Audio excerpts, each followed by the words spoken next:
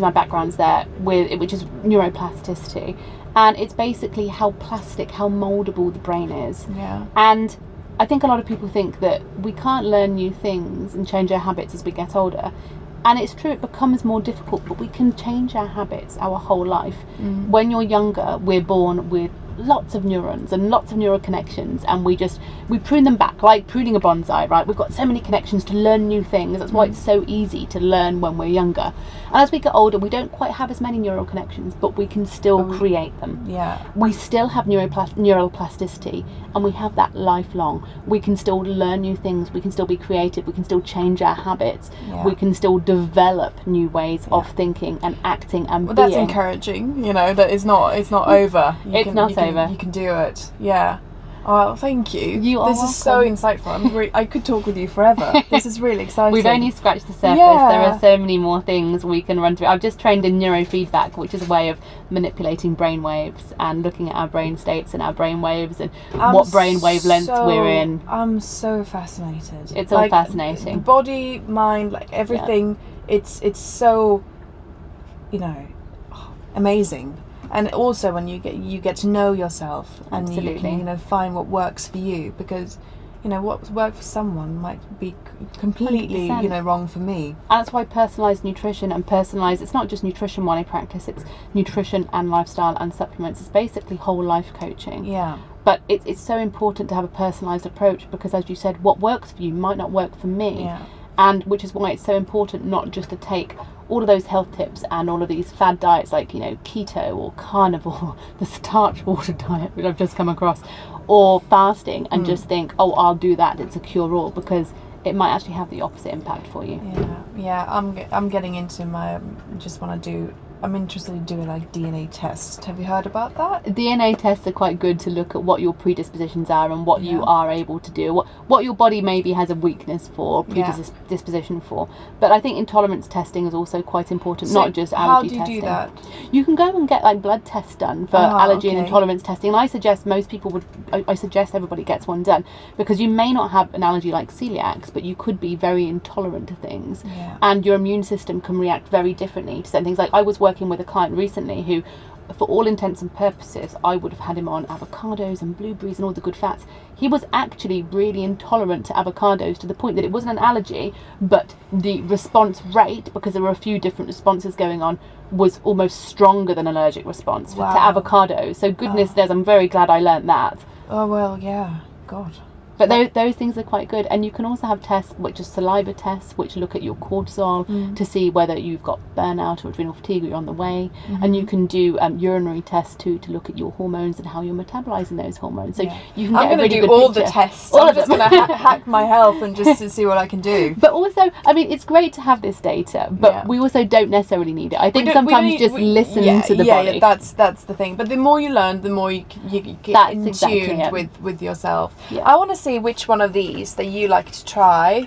You can try all of them, but so these are our apple cider vinegar drinks, and they're created to minimize glucose spikes, so you have them before you eat, and also to boost digestion. So this delicious. One is cinnamon, clove and vanilla. This one is ginger, and that's our newest flavour, lemon and mint. Oh, so which one speaks to you? I think it's going to have to be the cinnamon one for me. Yeah. That sounds like chai in a cup. Yes, it does. Yeah, and like someone said, it's like Christmas in a can. And I'm a Christmas freak, so I love that one too. I think I may have tried this one before, and I'm also a Christmas freak. Yes, and yes, I think it was you. It was me. It was you. It was me that was like, this is Christmas in a can, and this is absolutely stunning. So I'm going straight for this one. Oh, I have to give you more now. Scott, what would you like? Do you like lemon mint or the lemon and mint stand? Yeah, that sounds pretty attractive. That's yours. Do you have any questions for Lara? Yeah, I do actually, Lara. Thank you. I'm speaking from a personal point of view, probably representing thousands. It sounds great getting the right amount of sleep and quality of sleep. So I've got a young baby at home, got another one on the way. Yep. It just feels impossible at times. Difficult. So I wake up, I have a coffee, I'm ticking all the wrong boxes here. What is that? I can't get around that at times. Absolutely. What's the single most important thing I Handy. That's an incredibly good question, and you can't get round when you've got a new baby and you're going to let the sleep there, but what you can do is change how you respond to it. So versus in the morning getting up and having a coffee, which is going to make everything so much worse. You might feel better short term, but long term you're going to feel so much worse, and your hormones are going to be even more dysregulated, and your nervous system is going to be shot, and then when you do go to sleep, your quality of sleep is going to be worse. Get up in the morning, have a really good protein and fat rich breakfast, whether that's, like we were saying, kind of a smoothie, or whether that's scrambled eggs and avocado and salmon and that type of thing. But also don't reach for the coffee. If you do need a pick-me-up, go for a green tea, something like a matcha green tea, because it does have some caffeine in there. It does have a good amount of caffeine in there, actually, but it also has something called L-theanine in there. Now, L-theanine is a amino acid which actually increases GABA, which is our nervous system calming neurotransmitter. So at the same time as you've got a bit of an energy buzz there from the caffeine, you're also getting the L-theanine to calm the nervous system.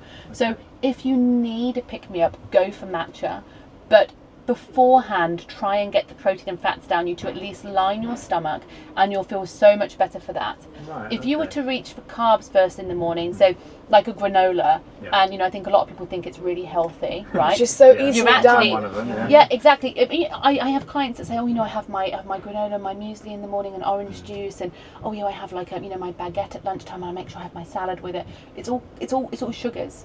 But that's going to crash you, because your body's consistently having the sugar dripped into your bloodstream, and then you crash afterwards. Whereas protein and fats slow down the digestion and give you a gradual. This is why the protein and fats are good. It gives you a gradual release of sugars into your bloodstream gradually, so it gives you sustained energy. So get up in the morning, have your protein and fat rich breakfast, have your scrambled eggs and your avocado, your salmon, or a smoothie. If you haven't got much time, appreciate with new baby, just grab yourself a Vitamix or something, or a NutriBullet, put yourself a smoothie in, spinach, berries, protein powder, avocado, something like that. So omega rich seeds, and then grab a matcha. Great. That was a really long way of saying have your breakfast and grab a matcha. Have protein. Thank you.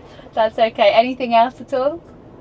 No, it's some of it sounds easier said than done, but speaking from a personal point of view, but it's easier said than done, I think, at the beginning, but probably routine. It is, it really is, and that sounds so cliche, right? But neuroscience actually tells us it can take 21 days to form a habit, and if you can get through those 21 days, if you can get through that, that's the hard part. And then it becomes innate, it becomes normal. And a lot of my clients actually at the beginning, they're having to check their plans every day, they're checking everything, and they're thinking, oh my goodness, I've got to do this every day. They get to a month in with me and they're like, Lara, I had to check my plan to make sure I was still on plan, because I was just doing my thing, and I am on plan, but I'd forgotten I was following a plan. Point being is, when it becomes ingrained, when it becomes second nature, you don't need to think about it, and you will have incorporated it into your lifestyle. It's not going to be a fad diet. It's not going to be something unsustainable. You want to make a long-lasting change to your life. If you can keep it up for 21 days, likelihood is you'll be able to keep it up for life. Right, okay. And you touched on spending me time. Me personally, that's when I walk the dog, and that's quite a nice thing to do. It takes an hour. So you're saying to the normal average Joe, go out and find something to get you away from the stresses of life? Yes, but put your phone down, because remember what I said about people pick their phone up and they think, I'm on break from work, I'm going to be on my phone. That actually keeps the brain engaged in lots of different things, and it's another stress in our body. Put the phones away, walk the dog. For me, my meditation is active. I do martial arts. Martial arts for me is an active meditation, because when you are doing that, you can't think about anything else. You have to be super engaged in it. You have to be focused in the present. And that not only is it good for my body, but it's really good for my mental state too. So taking you time doesn't have to be just sat there meditating and doing breathing exercises, which is also great. It can be walking the dog. It could be an active meditation like a martial art. It could be going to the gym if you wanted. It could be you reading a book. It could be you engaging in a hobby that nobody else in your family is interested in. I don't know. Let's talk about like the pruning the bonsai bush, for example. There's a few options out there. There are. Okay, great. Wow, this is really cool. Thank you, Scott, for driving us to Laura's place in Canary Wharf. It's really nice to get another hook of London. Well, cheers, and thank you so much. Cheers indeed. Lovely to spend some time with you, and thank you very much for the great questions. No, thank you. First guest on HACKney Carriage. Absolutely, very exciting. Cool. Delicious. Christmas really is in a can here.